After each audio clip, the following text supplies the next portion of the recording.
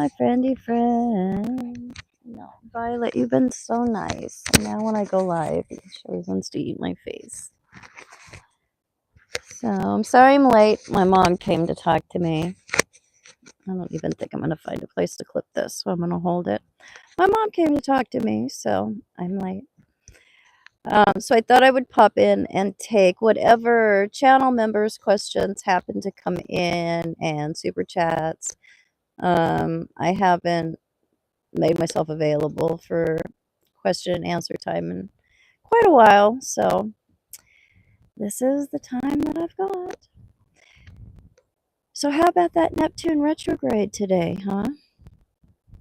Kind of a big deal. We've got a momentous month going on with the planetary shifts that are occurring. Neptune moving backward, Saturn not that far behind, entering into a new sign, coming into Pisces, and then that powerful Uranus shift into Gemini. It's a lot. So today, though, we have Venus sitting with Uranus.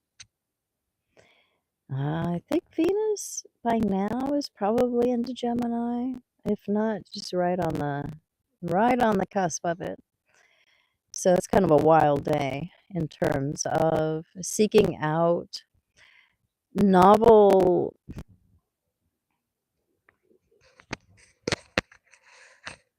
Are we unfrozen?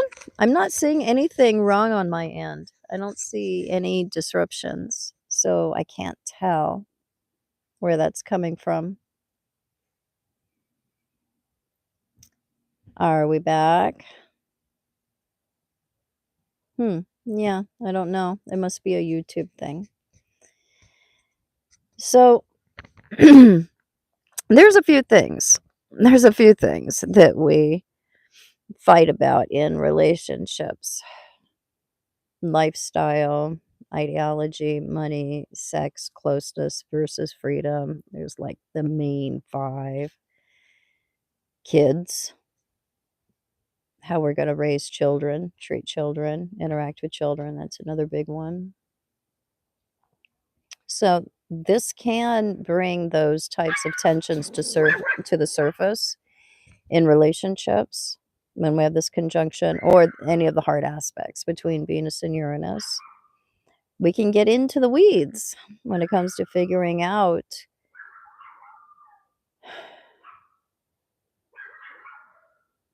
what's my time? What do I owe you? What do I owe us? How do I want to live up to my agreements and my roles, the roles that I play in life, in a way where I feel like, excuse me, I'm not selling myself short. Because we want to include our own need for space and freedom and the right to get to be ourselves, even within relationship, when we have this combination of Venus and Uranus. And if we get it right, we can do that. We should not feel suffocated in a relationship that we belong in. We shouldn't feel like we're sacrificing the right to get to be ourselves. We shouldn't feel overwhelmed by the other person's needs. Gosh, that's a hard one for a lot of people that struggle with sensitivities or with boundary issues to deal with. Being with somebody and feeling the pressure of their happiness, the pressure of their needs, that can really be a stressor. That can make it feel like a burden to be in a relationship. if we're with somebody that we know that, we are their everything, or they will fall apart if we aren't, able to give them what they need, or that can be such a repellent energy in a relationship. That kind of pressure in Venus-Uranus combinations, they have us looking at that. Because we can love somebody to death, but still feel constricted. We can love somebody to death, but not want to be there because of the, sorry guys, the strength of the expectation and the pressure, and the fact that we know that on one or more levels that person can't or won't be able to provide or take care of themselves, either emotionally or physically or financially. That's rough.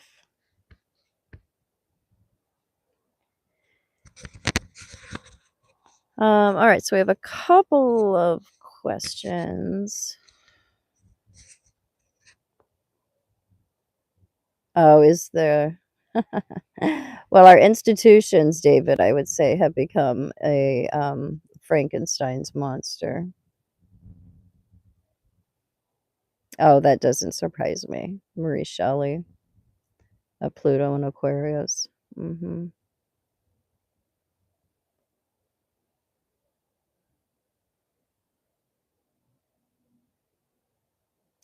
Yes, David, all Pluto and Aquarius stuff. What is it to be human? The nature of a soul, the role that artificial intelligence is going to play, the possibility of life outside of the solar system really making itself known. There's a lot going on in the next 20 or 30 years with Pluto and Aquarius. It is quite explosive.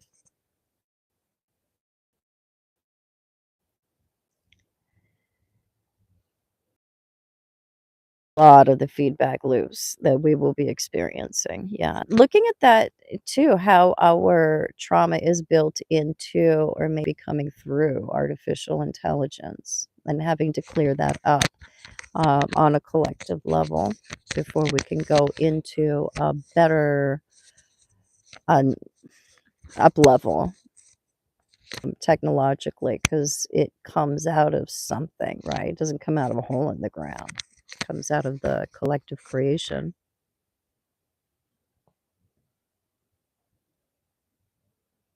Mm-hmm. It's a mirror. Mm. Yeah. Mirror, mirror on the wall. Who is the most selfish one of all? David, you are on a roll. Yeah, definitely. Yeah, it could be. Yeah, a monster that gets away from us. But there's also the other possibility, the other trajectory, where it really does, after we get through the threshold of figuring out what we're doing, it does help us to solve some extremely complex problems.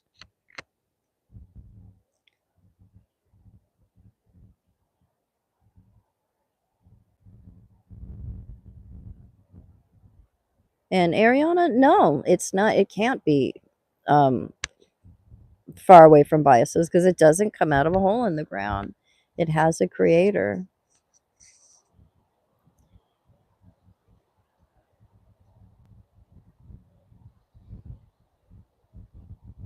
Oh, Ariana, you've got Neptune retrograding over your ascendant. I am so sorry, sweetie. Realizing how I didn't know how empathic I am and the struggles like you're describing. I just thought I was kind. You're going to be dealing with any misplaced compassion is going to get cleared up with Neptune crossing the ascendant, because the ascendant is how we protect ourselves. And you're going to burn through some of your tactics that have been in service to self-preservation and not truly in service to compassion or putting yourself first. You're going to see through a lot of the illusions. When Neptune goes over the veil, the ascendant, we lift the veil. When it goes over the descendant, we lift the veil regarding our shadow side and others in our relationships. But get good rest, lots of salt baths, adrenal support. Take a lot of salt baths when Neptune's going over the ascendant or the sun. In aspect to Mars too, because Mars is a planet that we do also associate with the strength of our constitution.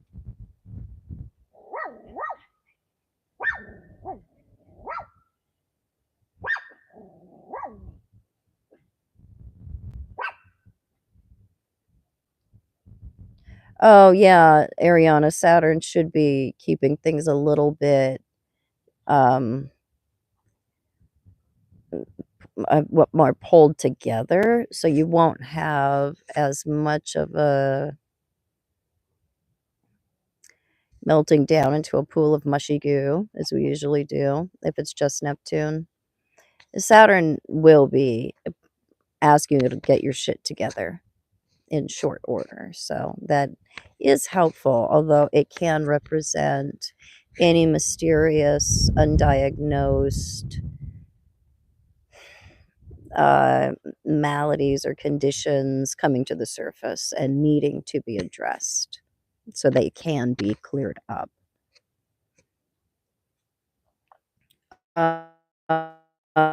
David, in my mind. Oh, he's going to ask me something easy. Total solar eclipse. Oh, birth in Scorpio, conjunct the North Node, Jupiter, Pluto, and Venus in the fourth square Leo Mars on the ascendant. So that's a lot that is squaring what is apparent. Leo Mars on the ascendant, particularly if it's a Leo ascendant, it's a pretty straightforward energy. That's an effective way of getting things. Leo Mars, that's my favorite Mars of all the Mars. I love Leo Mars so much because I have Leo Venus. So that's a really a proactive, masculine, romantic, straightforward approach. Mars gets the job done well in the style of Leo, but there's all these other factors hidden behind the ascendant, all these other sides of yourself that are a little bit more surprising because they aren't part of the armor. They're not part of what is apparent.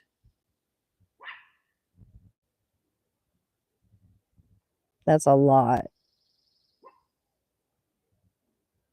Conjunct North Node, Jupiter, Pluto, Venus in the fourth. So that's all the introverted stuff. That's the sensitive part of the personality. It's quite ambitious as well. Jupiter, Pluto, North Node, Venus. That a lot of the Dharma is going to be related to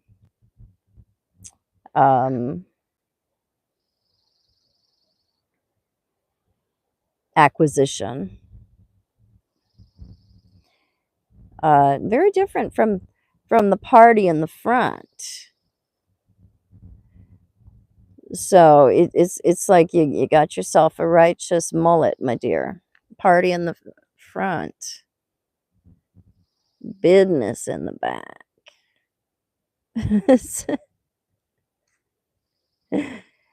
um, that's not an unusual thing for us to deal with in natal charts, to have one side of us that is very motivated one way and then have another side of us that is in contrast to that, and it does represent a more complex personality, and it can take longer to get to know ourselves when we do have those contradictions.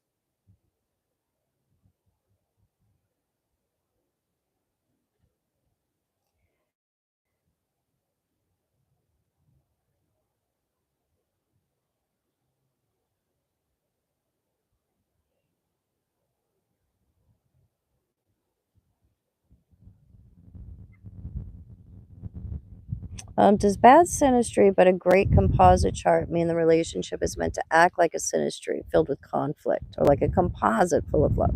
Is showing you two different layers of the same relationship. When it's a difficult synastry, and it's usually the opposite. We usually get a harder composite and easier synastry typically. But sometimes we get what you're describing, where we have, wait, where you're bringing out the best in each other. The composite is easier, but the day-to-day has more conflict. That's what the synastry is the day-to-day is more spicy. But when you look at what you're ultimately bringing out in each other, what you turn into as a result of the other person's influence or company, that's the composite chart. So although we can have our differences and our fits and starts on a day-to-day basis, it looks like overall you have a pretty good thing going on. So take it if you can get it.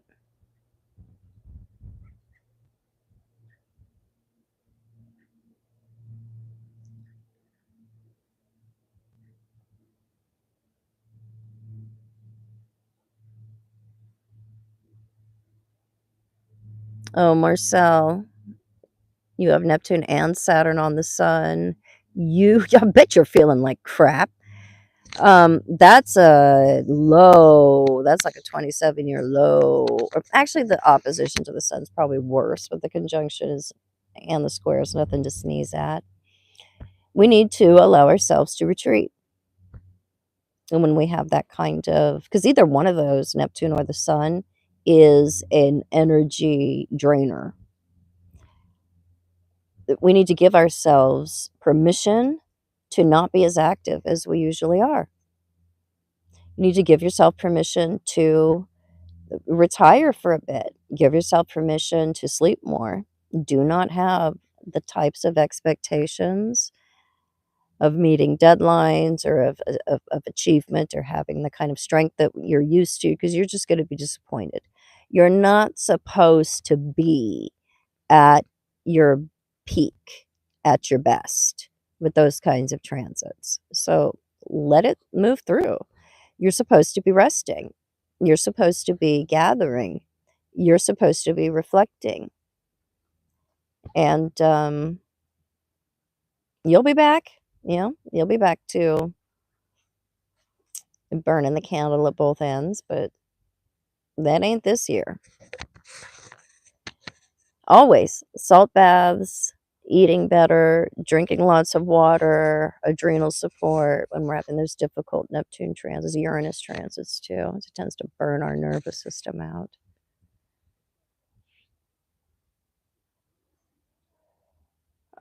David, yeah, that's a good point. We are both of you, that's a good point. We are very afraid of this right now, but we're in the same cycle that we were in at the beginning of the Industrial Revolution.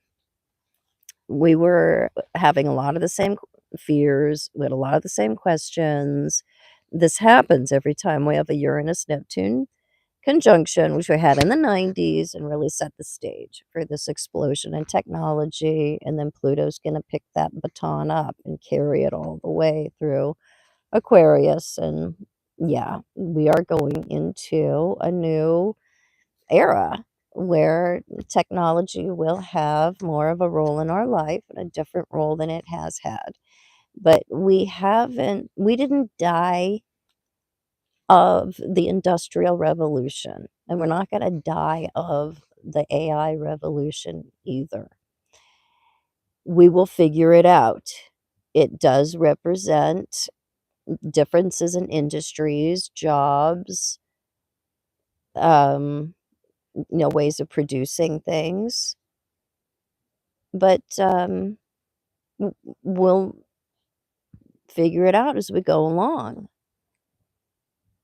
What we can't do is put the genie back in the bottle. That's not going to happen. We have to learn how to live alongside of our creations here and make sure that they are suited to our advantage.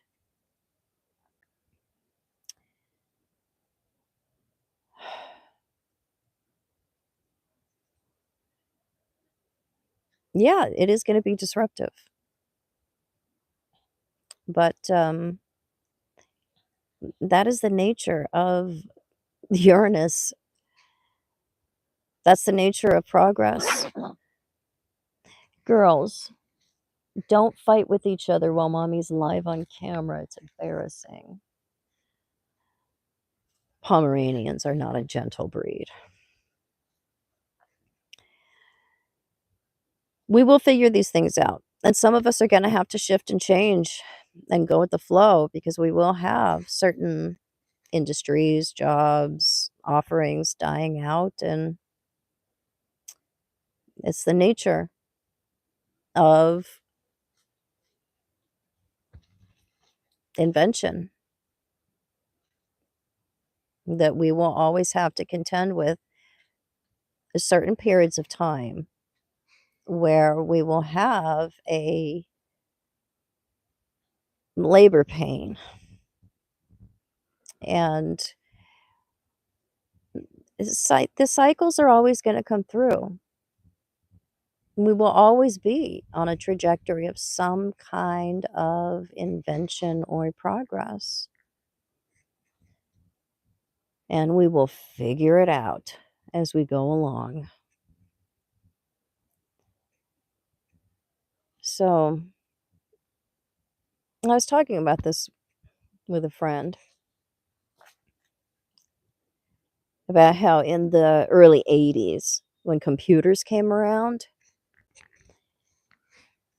I was, in the 5th grade the first time that I used a computer, had access to a computer in grade school, elementary school. And it's very interesting that the way that they got us used to technology and the certain fears that we had, it's very much the same when it comes to using AI. Um, a big part of that was we had to be it had to be hammered into our heads over and over that if something came out wrong on the computer, if there was a mistake, it was because of the input. The computer was a calculator. It didn't make calculation errors in calculation. It would make errors according to what data was put into it. And they had to spend a lot of time training us to not get angry at the computer as well. There was a lot of anger in the beginning. Um, it felt very personal that the computer was not doing what it should do, or we couldn't, get the right result. It was a very personal thing. It very much has the same feeling. It's the same kind of rhythm here when we're dealing with AI. We got through it. And at that time, it was computers that were seen as this great disruptor.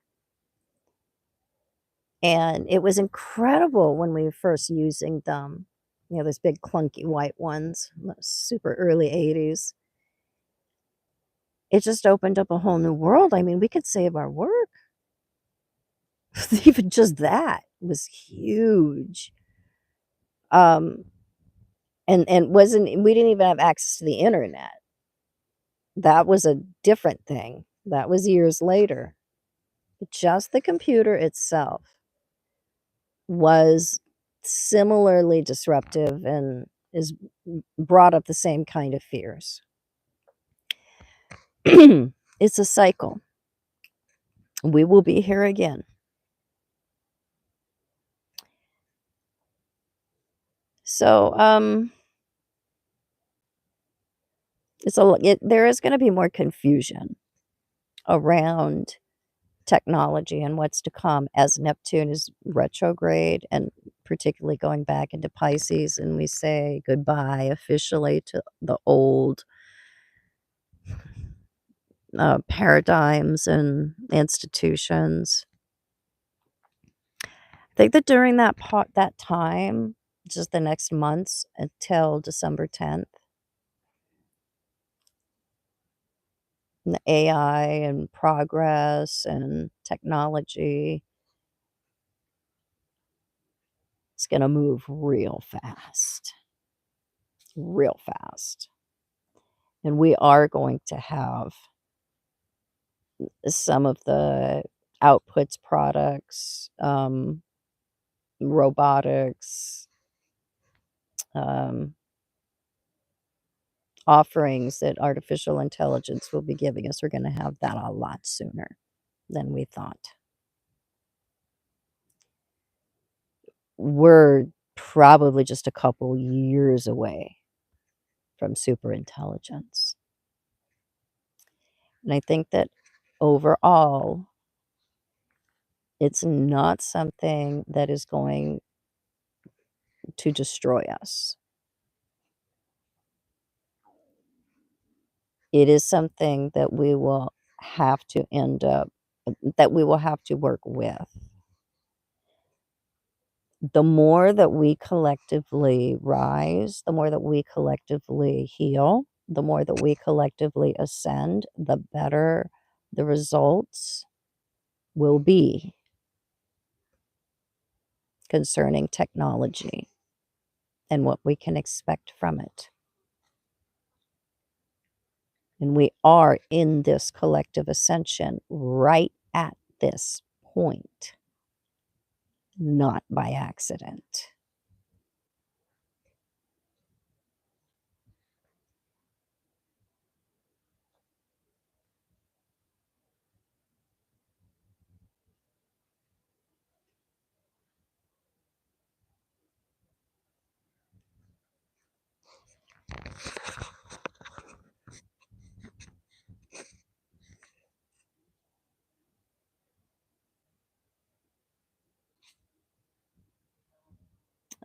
David, yeah. Well, you're talking about the old paradigm.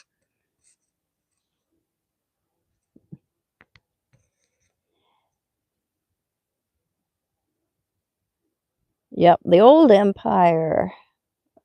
Now we have the fall of the new old empire.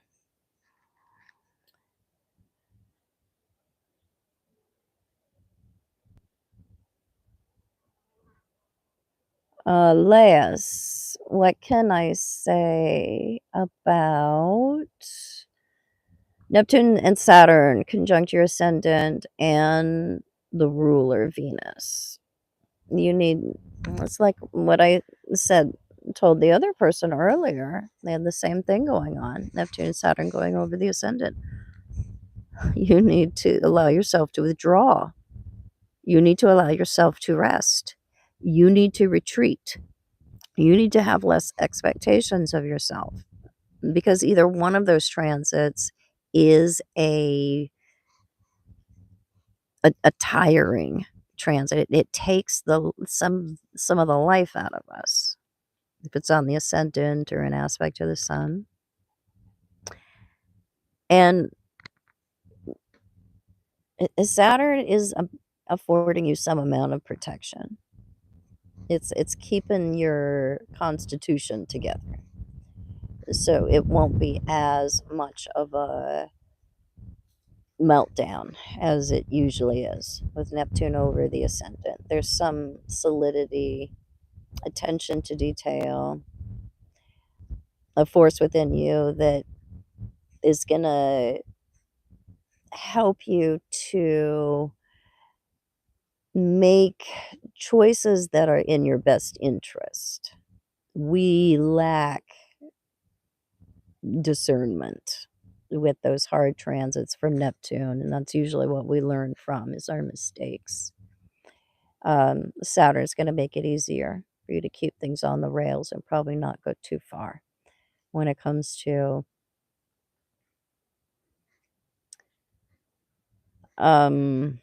attractions, ideas, getting into fads or followings. It can be very much out of the ordinary.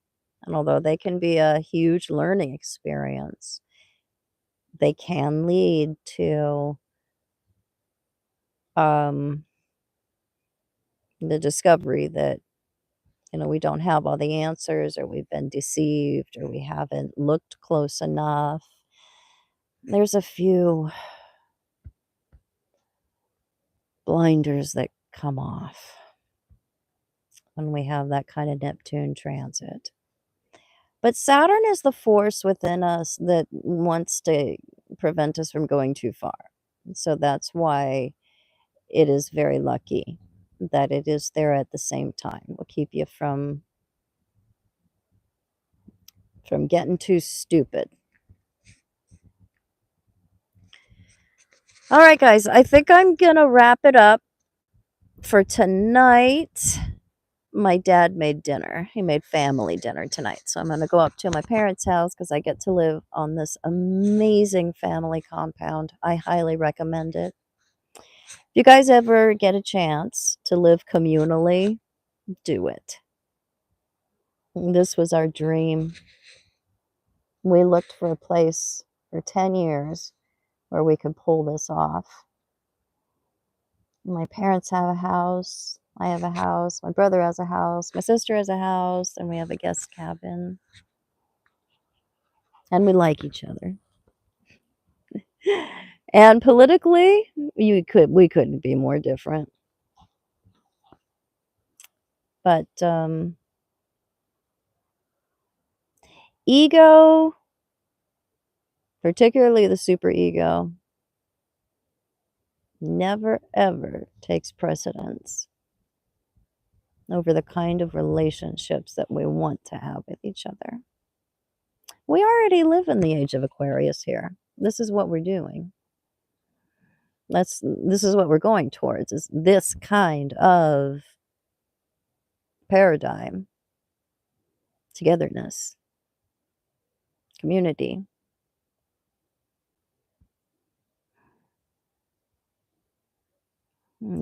Loving each other even if we're different.